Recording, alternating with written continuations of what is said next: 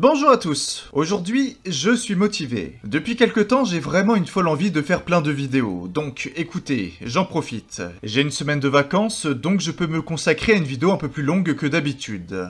Vous l'avez vu au titre, on a un sujet très lourd, qui est l'antagoniste le plus fort de JoJo's Bizarre Adventure. C'est un sujet que je voulais faire depuis longtemps, au même titre que les stands les plus sous-cotés du manga, qui, je vous rassure, est toujours dans ma tête. Du coup, je me suis dit que c'était le bon moment de le faire. Si vous avez vu ma dernière vidéo, vous devez savoir que j'ai besoin de votre aide pour répondre à un questionnaire. C'est un sujet d'étude que j'ai à faire pour ma 3e année de licence, et autrement dit, c'est très important pour moi. Donc, si vous avez un peu de temps, s'il vous plaît, répondez au questionnaire. Vous avez jusqu'au 20 novembre, et si vous arrivez à me donner beaucoup de réponses, je referai pendant l'été une très grosse vidéo. Comme ça, c'est donnant-donnant. Ensuite, bien sûr, les fils rouges des vidéos. Si vous voulez parler de JoJo avec des gens, je vous invite à rejoindre mon serveur Discord, celui de JoJo Lovers, ainsi que celui de la Stairway. Et si vous voulez lire le manga en français et en coloré, je vous invite à aller faire un tour encore une fois sur le site de Stairway to VF. C'est un travail incroyable qu'ils ont fait, donc je vous invite à aller faire un tour là-dessus. Bien sûr, je dis ça, mais je vous rappelle que la meilleure chose à faire, c'est d'acheter directement le manga pour soutenir notre très cher Araki.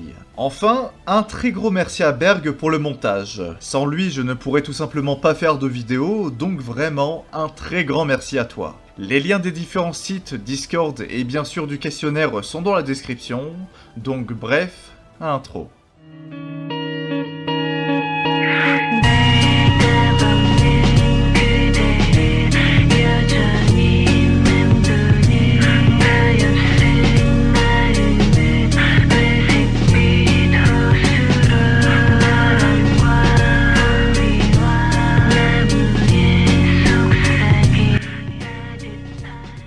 Bon, je vais vous expliquer comment va se dérouler la vidéo. Pour trouver qui est l'antagoniste majeur le plus puissant du manga, je vais commencer mon classement petit à petit en commençant avec la partie 1. Je vais à chaque fois parler de l'antagoniste majeur de la partie, puis le comparer aux autres antagonistes majeurs dans un combat en 1v1 pur. Le combat se déroulera de cette façon. C'est un 1 contre 1 pur qui se déroulera de nuit, à moyenne portée, donc environ 20 mètres, et c'est le stand et le manieur qui seront présents dans le combat, donc pas que le stand. Vous l'avez compris, là on va s'orienter vraiment combat pur, sans stratégie à l'avance.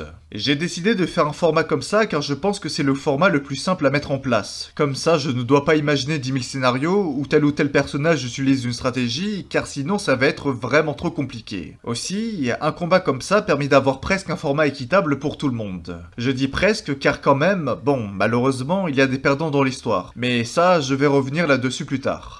Enfin, et ça c'est la règle la plus marrante, on va prendre les personnages au moment où ils sont le plus puissants dans le manga. Donc, autrement dit, on va avoir des combats de dingue. J'espère que vous êtes prêts. Ah, et bien sûr, je le précise, mais cette vidéo est uniquement là pour le fun. En aucun cas je ne possède de la vérité absolue, et ça c'est quelque chose de bien pour ce genre de vidéo. À n'importe quel moment, Araki peut venir et nous donner une réponse. Après tout, JoJo est son œuvre, et il en est le seul maître. C'est donc mon rôle à moi de tout simplement vous faire rêver et réfléchir devant toutes les pistes de réflexion que notre très cher Araki nous a mis devant nous, les lecteurs, pour imaginer d'incroyables scénarios. Maintenant que ça c'est dit, on va commencer avec la partie 1 et ni plus ni moins que Dio Brando. Dio dans la partie 1 est un vampire, en plus d'être un énorme connard, et c'est pour ça qu'on l'aime autant. Dio est un surhomme. Grâce au masque de pierre, il possède beaucoup de pouvoirs qui le rendent bien plus fort qu'un homme. Tout d'abord, sa force, son agilité, ainsi que ses sens surhumains. Grâce à ça, Dio est une véritable menace pour toutes ses victimes. Il était capable d'éviter un grand nombre d'attaques, et surtout de se déplacer sur les murs, un peu à la même manière qu'un monstre dans un film d'horreur. Mine de rien, il faut le dire, ce pouvoir est quand même très classe. Je dois avouer que la scène où l'on voit Dio marcher tranquillement sur un mur dans le manoir Joystar en flammes, c'est peut-être ma scène préférée de la partie 1. Ça représente juste trop bien Dio en mode regardez comment je suis badass. Enfin bref, je me disperse un peu. Grâce à sa nature de vampire, il est aussi capable de sucer le sang des gens. Autrement dit, s'il t'attrape, tu es cuit. Mais ce n'est pas la seule compétence au corps à corps de Dio. Il est aussi capable de geler ses adversaires. Bon, en réalité, cette compétence a été spécialement créée pour vaincre les maîtres de l'onde, donc elle ne sera pas très pratique dans cette vidéo. Mais il faut tout de même le mentionner. Enfin, les deux plus puissants atouts de Dio, sa régénération monstrueuse et ses yeux laser. I'm a fire in my laser. La régénération de Dio est tout simplement abusée. Même avec la tête coupée ou tranchée, il peut rester en vie. Et ça, c'est un pouvoir qui va être très pratique plus tard dans les autres combats dans la vidéo. Et enfin, du coup, les yeux laser, une attaque très rapide et surtout létale qui est potentiellement le meilleur atout de Dio dans la toute première partie. Vous l'avez sûrement compris, mais Dio est un vrai danger. Cependant, je pense que vous vous en doutez un peu, mais même si là pour l'instant il a la première place car il est le seul, eh bien il ne va pas le rester très longtemps. Dio Brando dans la partie 1 est très fort comparé aux humains et même face au maître de l'onde. Et même si on ne l'a pas vu en action, face à des utilisateurs de stand, je suis persuadé qu'il est capable d'en battre beaucoup grâce à ses yeux laser et sa régénération, même s'il est incapable de voir ces derniers. Je vous rappelle que les seules façons de tuer un vampire c'est grâce à l'onde, au soleil, ou bien s'il se fait détruire complètement. Donc même si Dio se fait démembré, eh bien il peut survivre, donc oui, il peut vaincre de nombreuses manières de stand. Cependant, là on parle de la crème de la crème. Autrement dit, Dio va malheureusement passer un mauvais quart d'heure dans ses combats, rien que déjà en le comparant à l'antagoniste de la partie 2, Kars. Comme dit dans l'introduction, on prend que les personnages sous leur forme la plus forte, donc on va faire de la place pour Kars de la forme de vie ultime. Vous voyez quand je disais que Dio c'est un humain en bien plus fort, eh bien là c'est la même, Kars c'est un vampire en beaucoup plus fort. Pour être honnête, si là on doit faire un combat Dio partie 1 face à Kars, ça ne serait pas un combat, mais un massacre pur et dur. Araki nous a décrit Kars de la forme de vie ultime de cette façon. Il est invincible, ne vieillit pas, ne mourra jamais et surtout cumule les facultés de l'ensemble du monde vivant et, qui plus est, les surpasse. En termes de statistiques, on parle d'un être aussi beau qu'une statue grecque avec un QI de 400, une vision au même niveau qu'un télescope astronomique, une détente de 18 mètres de hauteur et enfin une poigne de 900 kg par centimètre carré. Comme dit précédemment, Kars est capable d'utiliser les pouvoirs de tous les animaux sur la planète. Il est capable de lancer des plumes plus dures que des balles de mitrailleuse qui peuvent se transformer en piranha. Autrement dit, avec son QI de 400 et son potentiel qui est pratiquement sans limite, Kars est surpuissant. En plus, on peut lui rajouter sa capacité à voler qui fait qu'il est capable de se sortir de presque toutes les situations et rendre la fuite impossible. Ah et aussi, si le combat entre Dio et Kars n'était pas assez en faveur de Kars, il faut se rappeler que Kars maîtrise une onde aussi puissante que le soleil lui-même. Vraiment, juste Kars souffle sur Dio, je pense qu'il meurt. Et ça ce n'est pas avec de l'hypnose que Dio pourra contrôler Kars. Je ne l'ai pas mentionné, mais oui, Dio peut faire de l'hypnose. Mais je pense que tous les antagonistes majeurs ont une volonté trop forte pour être contrôlés. Bon, je pense que je n'ai pas besoin d'argumenter plus sur ce massacre, donc pour l'instant c'est Kars qui prend la tête du classement. On passe à la partie 3 avec une nouvelle fois Dio, avec cette fois son stand, The Ward. Après sa défaite dans la partie 1, Dio est revenu plus puissante que jamais, et est désormais capable de surpasser le temps lui-même. Grosso modo, Dio est comme dans la partie 1, mais en beaucoup plus dangereux. Certes, il n'utilise plus ses yeux laser ou bien son pouvoir de glace de la partie 3, mais le pouvoir d'arrêter le temps est tout simplement surpuissant. On va le voir tout le long de la vidéo, mais le combo arrêter le temps plus le fait que Dio saute un vampire le rend vraiment très dur à gérer. Bon, pour le moment, pas grand chose à dire. Dans un combat Dio partie 1 contre Dio partie 3, c'est sûr que c'est Dio partie 3 qui est le grand gagnant. Et dans un combat Dio partie 3 contre Kars, eh bien Kars détruit Dio. Même s'il est capable d'arrêter le temps, et je suis persuadé qu'il est capable de donner le premier coup à Kars, Kars va tout simplement survivre grâce à sa régénération et envoyer à Dio un coup avec une onde 100 fois plus puissante que celle de Joseph. Autrement dit, Dio va tout simplement se faire désintégrer. En revanche, on peut revenir rapidement sur Kars pour parler d'un truc, sa capacité à s'adapter. En tant qu'être ultime, j'ai vu beaucoup de personnes penser que Kars serait capable lui aussi de voir pendant l'arrêt de temps. Après tout, Kars est un être parfait en tout point, et a une capacité effrayante d'adaptation, comme on l'a vu plonger dans la lave. Et bon, j'ai envie de vous dire que même si ça serait honnêtement possible, je veux dire que si là Araki dans un communiqué nous dit que oui, il est capable de voir pendant le temps arrêté, eh bien je ne serais pas surpris du tout. En revanche, comme pour l'instant on n'a tout simplement eu aucune information, bah on va dire que non. Il n'en est pas capable. De toute façon, ça n'allait absolument rien changer au combat, car dans tous les cas, Kars détruit Dio. Aussi, je vais étendre le débat sur un autre fait plus général. Étant donné qu'on n'a eu aucune information sur le sujet, pendant toute la vidéo, on va partir du principe que même s'il est l'être suprême, Kars n'est pas capable de voir les stands.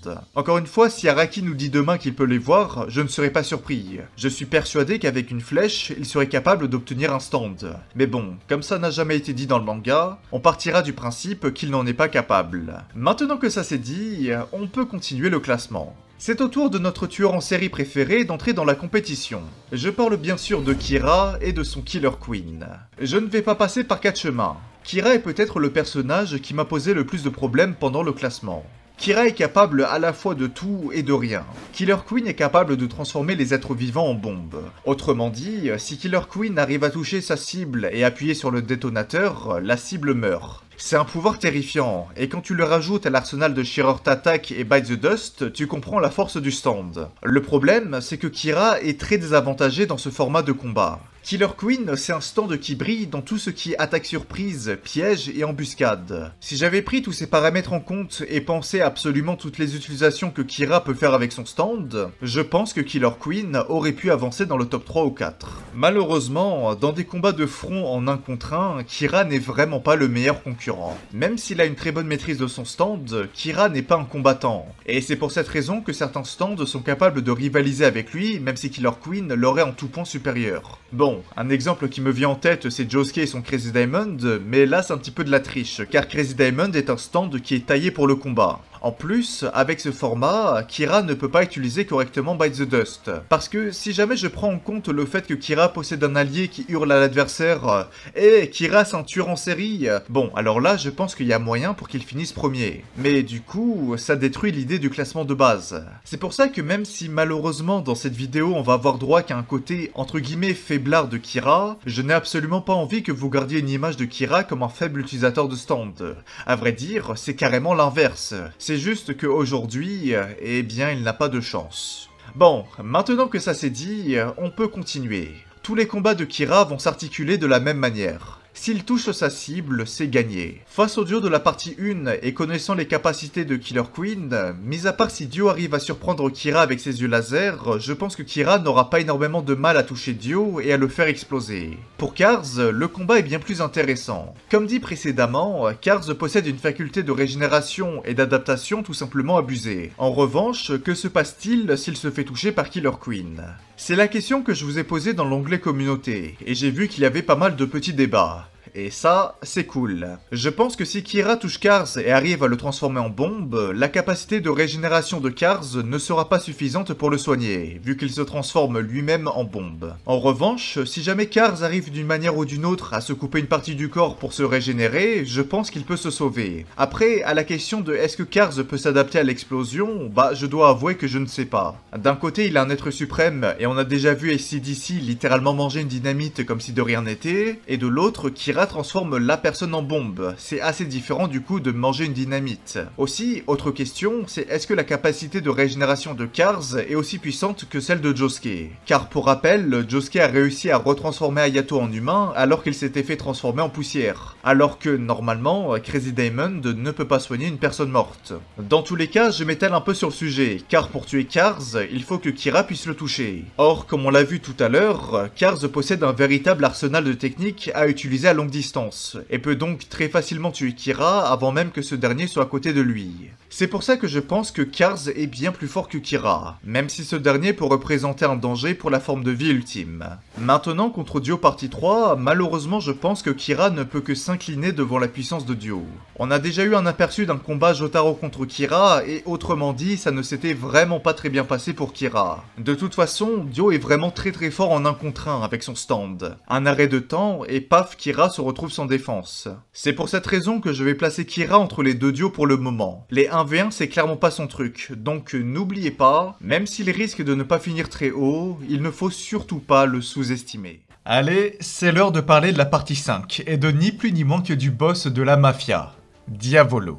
Diavolo, tout comme Dio, possède un pouvoir qui est très fort dans les 1 contre 1, l'effacement du temps et Épitaphe. King Crimson possède un super design. Vraiment, les stands de la partie 5, ils ont des designs incroyables. Mais là n'est pas le sujet. King Crimson permet à Diavolo d'effacer pendant environ 10 secondes le temps. C'est un pouvoir qui peut faire rappeler celui de Dio car au final, il a un petit peu le même rôle, déstabiliser son adversaire. En même temps, c'est normal. Imaginez la panique que doit engendrer ce genre de situation. C'est grâce à des capacités comme ça que Dio et Diavolo arrivent à obtenir un très grand avantage en combat, faisant donc de eux deux des meilleurs utilisateurs de stand en 1 contre 1 pur. Avec un tel avantage, c'est normal de se dire qu'ils vont faire des massacres face à d'autres utilisateurs de stand. Bon, sans surprise, face à Dio partie 1, c'est une victoire sans grande difficulté. La force d'Épitaphe permet à Diavolo d'être paré à n'importe quelle situation, que ce soit les yeux laser de Dio ou tout simplement sa régénération. En plus, comme vous l'avez vu dans le manga, même si Diavolo, à la même manière que Dio, a une manie à jouer avec ses adversaires, ça reste une personne qui n'hésite pas à tuer de sang-froid quand la situation est dangereuse, comme il l'a fait face à Giorno en éclatant littéralement le crâne de son Gold Experience. En tirant avantage de Épitaphe et en éclatant le crâne de Dio en boucle, je pense que Diavolo n'aurait pas de grands problèmes. Encore une fois, contre Cars, c'est un massacre pur et dur. Épitaphe ou non, l'être suprême ne va pas mourir avec la tête explosée. Son pouvoir de régénération est tout bonnement trop puissant. Maintenant pour Kira, eh bien c'est un petit peu la même chose que Kira versus Dio. Même si Kira possède pratiquement la plus grande puissance destructrice du classement, ce dernier n'aura tout simplement pas le temps de toucher Diavolo. Bon, maintenant c'est là où ça se complique. Dio contre Diavolo. Alors, d'un côté on a un vampire capable d'arrêter le temps et qui possède une très forte endurance et une régénération, et de l'autre un maniaque capable de voir le futur et capable d'effacer le temps. Autrement dit, le combat va se jouer sur un seul truc. Qui active son pouvoir en premier? Si c'est Diavolo comme on l'a vu, il va pouvoir éclater sans réel problème le crâne de Dio. Et avec Épitaphe, il peut juste plus ou moins prévoir qu'il est en danger. Même si bien sûr, Épitaphe ne montre que la finalité du futur, et pas comment va se dérouler l'action. De l'autre côté, si Dio arrête le temps, bon, on sait très bien ce qui va se passer. C'est très dur de départager les deux, et c'est très clairement dans ce genre de situation que je rêverais d'avoir une réponse de Araki en personne pour m'expliquer comment tout ça va se dérouler. Mais bon, écoutez, quitte à choisir, je pense que Dio possède l'avantage. Malgré les pouvoirs de Épitaphe de Diavolo, je pense que dans tous les cas, Dio a un avantage. Soit il active son arrêt de temps en premier et tue Diavolo sur le coup, soit Diavolo fait son effacement de temps, et si Dio arrive à survivre au coup de Diavolo grâce à sa nature de vampire et à utiliser son arrêt de temps à son tour, il pourra sûrement se venger. Alors qu'à l'inverse, si c'est Dio qui active son stand en premier, eh bien étant donné que Diavolo est un humain, jamais au grand jamais il pourra faire une contre-attaque avec un trou dans l'estomac. Je décide donc de mettre Dio un poil au-dessus de Diavolo dans ce classement, même si je vous avoue que le combat se joue vraiment à rien. Soit tu considères que le destin est du côté de Diavolo et qu'en effaçant le temps il va tout simplement tuer Dio sur le coup et gagner, soit tu ne le penses pas et là c'est Dio qui gagne grâce à sa nature de vampire et au fait qu'il puisse résister à un coup de Diavolo. Bref, je pourrais m'étendre pendant encore longtemps car si je commençais à prendre en compte tous les mécanismes qu'on a pu voir dans les différentes parties, la vidéo serait vraiment beaucoup trop longue. Et puis surtout, il y a encore pas mal de choses à raconter plus haut. On passe à la partie 6 avec Pucci et son Made in Heaven, et purée, là on passe au niveau supérieur. Rien qu'en termes de stats, Pucci est une menace. Quand tu vois une vitesse infinie et que dans la description du stand on te dit que seul Pucci et Dieu lui-même ne subissent pas les effets du stand, tu comprends que là, vraiment, tu entres dans la catégorie des grands. Dans un combat, la vitesse est sûrement la chose la plus importante. La preuve, c'est pour cette raison que Kira est malheureusement aussi bas dans le classement. À chaque fois, il se fait littéralement prendre de court par tout le monde. Autrement dit, avec l'arrivée de Pucci dans la course, ça ne va vraiment pas aider son cas. Made in Heaven permet donc d'accélérer l'univers, ainsi que Pucci lui-même.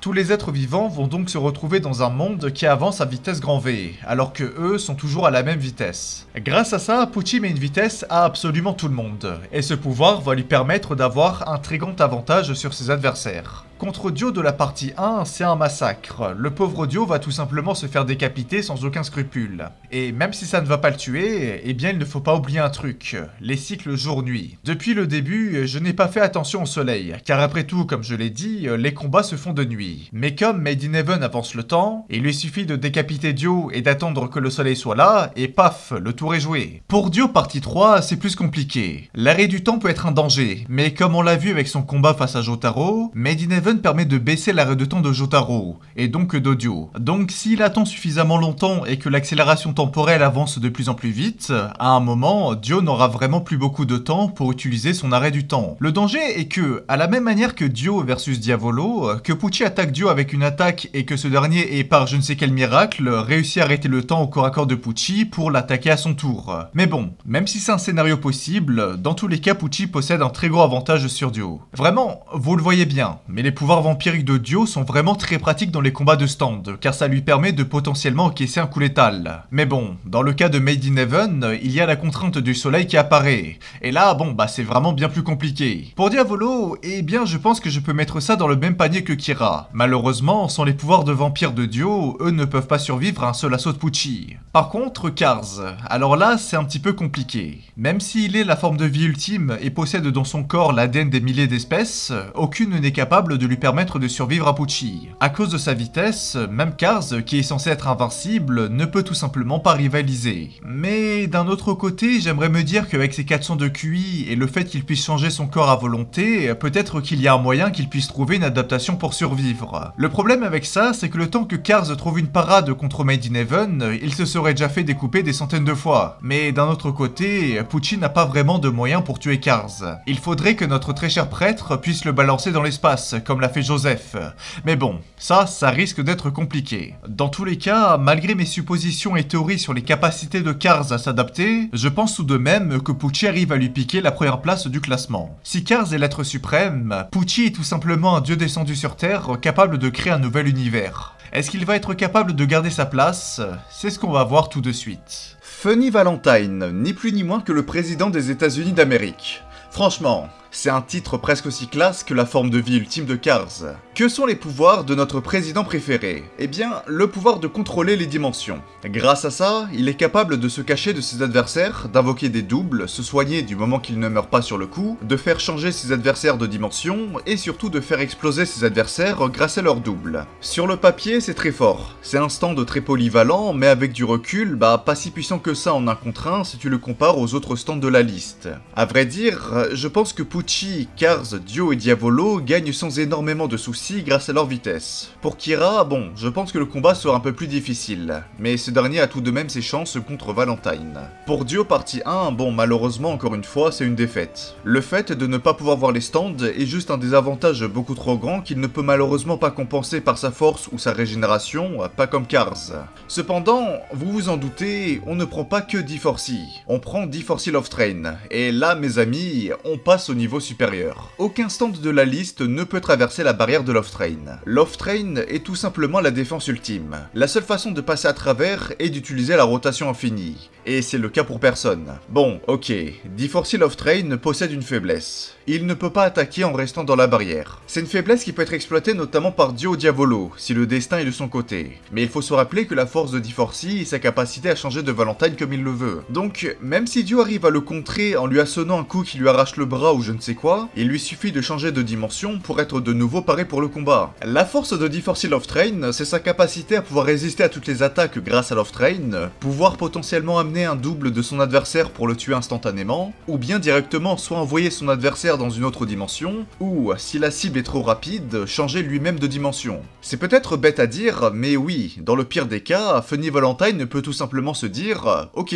je ne peux pas tuer mon adversaire, bon, eh bien je change de dimension. » Et hop, le tour est joué. C'est pour cette raison que je pense que je ne peux que placer D4C Love Train en première place du classement pour le moment. Même dans les pires situations, le stand a toujours un énorme avantage, et ne peut tout simplement pas perdre. Bon, après, comme je l'ai dit, il y a des cas comme pour Kars où je pense que Funny Valentine n'a tout simplement aucun moyen de le tuer. Car oui, je pense que la régénération de Kars est tout simplement trop puissante. Même si Valentine arrive à trouver un autre Kars d'une autre dimension, eh bien je ne sais pas si la rencontre entre les deux Kars sera capable d'annihiler l'être suprême. Donc, dans le pire des cas, Funny Valentine se retrouve dans un match où personne ne peut tuer l'autre, comme pour Made in Heaven contre Kars. Sauf que Funny Valentine peut toujours changer de dimension pour fuir le combat, ce qui est complètement de la triche, nous sommes d'accord. Mais bon, malgré ça, je pense qu'il garde la tête du classement. Enfin, nous voilà à la partie 8. On va parler de The Wonder of You. The Wonder of You est très honnêtement un cas très particulier. En même temps, quand tu regardes les capacités du stand, tu comprends pourquoi.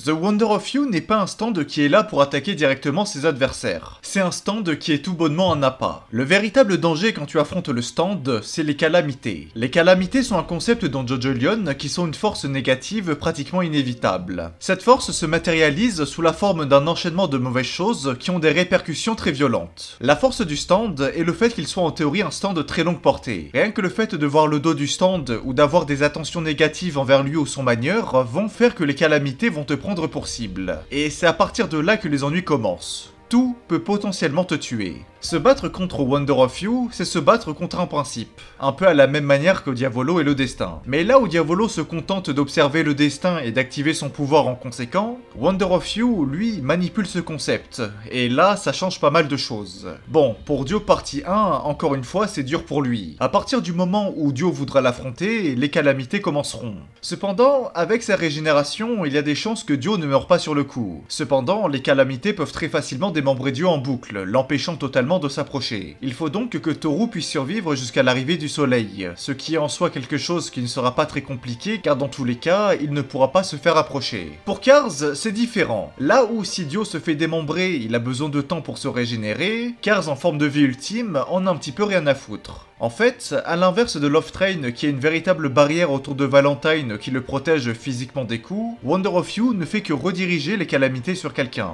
Alors, ne me faites pas dire ce que je n'ai pas dit. Wonder of You protège très bien son manieur. Ça veut dire que s'il le faut, le temps va se mettre à pleuvoir et la victime va subir des collisions de la pluie et se faire réduire en charpie.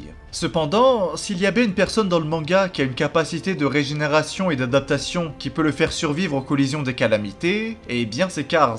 Même si sur le papier il faut un pouvoir qui transcende la réalité pour pouvoir toucher Toru sans se blesser, je pense que la capacité d'adaptation et de régénération de Cars peut, avec beaucoup de temps, passer à travers les calamités. Là où avec D-Force et Love Train, jamais il ne pourra le faire vu que Love Train est une véritable barrière. Après, c'est vrai qu'en théorie, l'explosion d'un volcan qui te met dans l'espace, ça peut être considéré comme une calamité. Mais bon, si un truc comme ça arrive, jamais Toru ne pourra survivre à l'explosion. Pour Dio partie 3, je vous avoue que là c'était dur. J'aimerais me dire qu'avec un arrêt de temps, il peut tout simplement le tuer. Mais encore une fois, temps arrêté ou pas, les collisions peuvent arriver. Je dis ça car la force de Wonder of You, c'est la nature de son pouvoir. Là où The World est assez simple à comprendre et permet de surprendre très efficacement ses adversaires, eh bien Wonder of You c'est la même chose. Quand tu n'es pas au courant des pouvoirs du stand, tu ne peux pas faire attention à absolument tout. Étant donné que les calamités sont un pouvoir naturel, je pense que même en arrêt de temps, le pouvoir persiste. Alors, je ne dis pas que pendant l'arrêt de temps, les objets vont se mettre à bouger pour attaquer Dio, je dis que si Dio arrête le temps et veut casser un mur par exemple, bon, il y a de fortes chances qu'il se fasse éclater les deux bras. Il y a vraiment beaucoup de paramètres à prendre en compte, et c'est pour ça que c'est dur. Mais malgré tout ça, je pense que c'est Wonder of You qui a tout de même un avantage.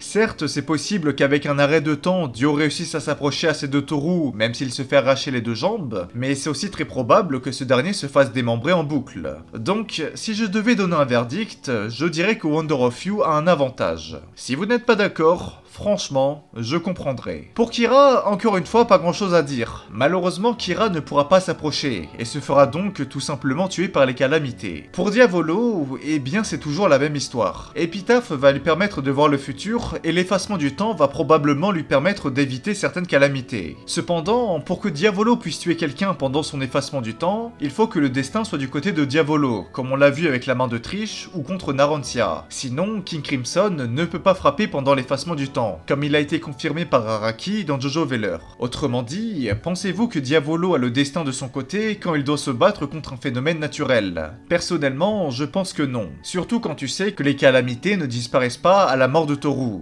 Autrement dit, même tuer Toru ne te met pas en sécurité, car les calamités sont toujours là. La seule façon de les faire disparaître, c'est grâce à la rotation ou Go Beyond. C'est pour ça que, encore une fois, je pense que Toru gagne le combat, même si, encore une fois, c'est très prise de tête. Pour Made in Heaven, eh bah c'est la même chose. Certes, le temps est accéléré, mais ça ne coupe en rien le pouvoir de Wonder of You.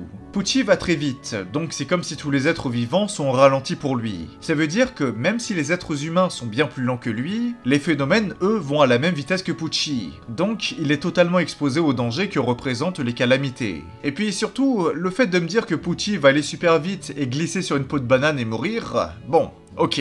Je dois avouer, ça me fait quand même beaucoup rire. Enfin, le président des États-Unis. Eh bien, là, c'est encore une victoire pour Funny Valentine. Love Train le protège de tout, que ce soit les calamités ou autres attaques. Autrement dit, c'est impossible pour Toru de blesser Valentine.